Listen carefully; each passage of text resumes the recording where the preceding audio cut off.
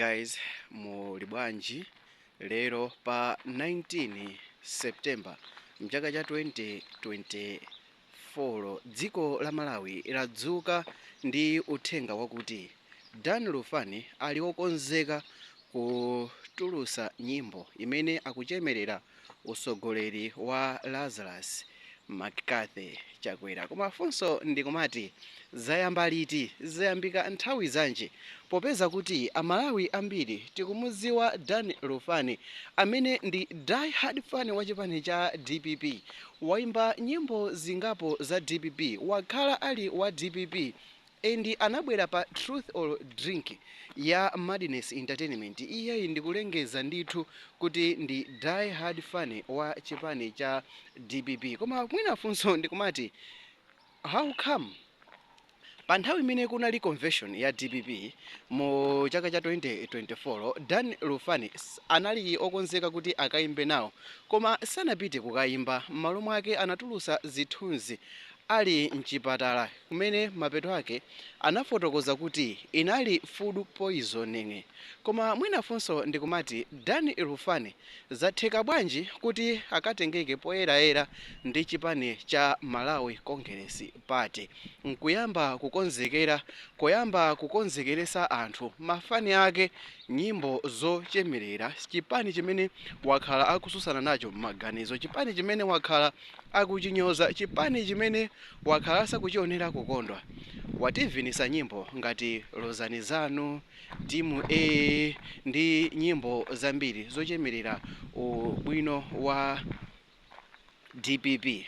From nowhere Dan Lufani ayamba kuchemerera chipani cha MCP ndi kuyamba kunyoza DPP, chipani chimene wakhala akuchiimbira nyimbo, akhala kuchitumikira.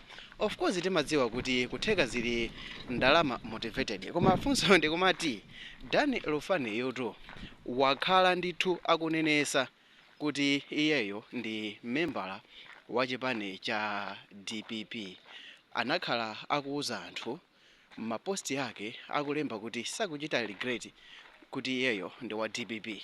Okay, now akutulusa nyimbo Saturday limene ndi masiku awiri akubwerawa. Ngati mukuonera video iyi lero lachinayi pa 19 September, tiyembekezere kuti nyimbo imene ikhala zotani. Tiyembekezere kuti Dan Lufani ayenda ndi MCP mpaka na masankho a 2025.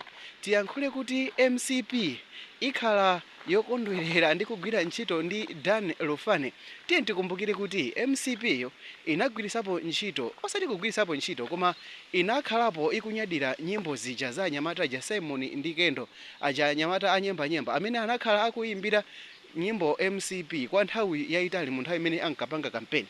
Koma atangolowa mboma, Simon ndi Kendo anayiwalidwa ngati sanagwireso ntchito ina iliyonse ku MCP mpaka anafika ndithu podandaula kuti boma silikuwakumbukira pa ntchito imene anagwira, ntchito yotamandika, ntchito yoimbira nyimbo chipani chimenechi. Lero Dan Lufani wakonzeka kususana ndi boss wake amene wakhala akugwirizana naye kwa nthawi yayitali.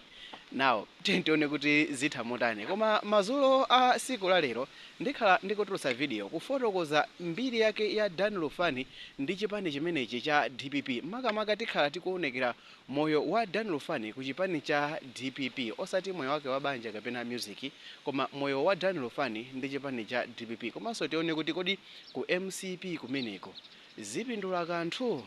Dzina langa ndine Sam Mavita. Tiyeni muchite subscribe kuti video imeneyi ndikaponya isazakuponyeni. Until the next time I'm gonna do it, tikaonananso kumeneko.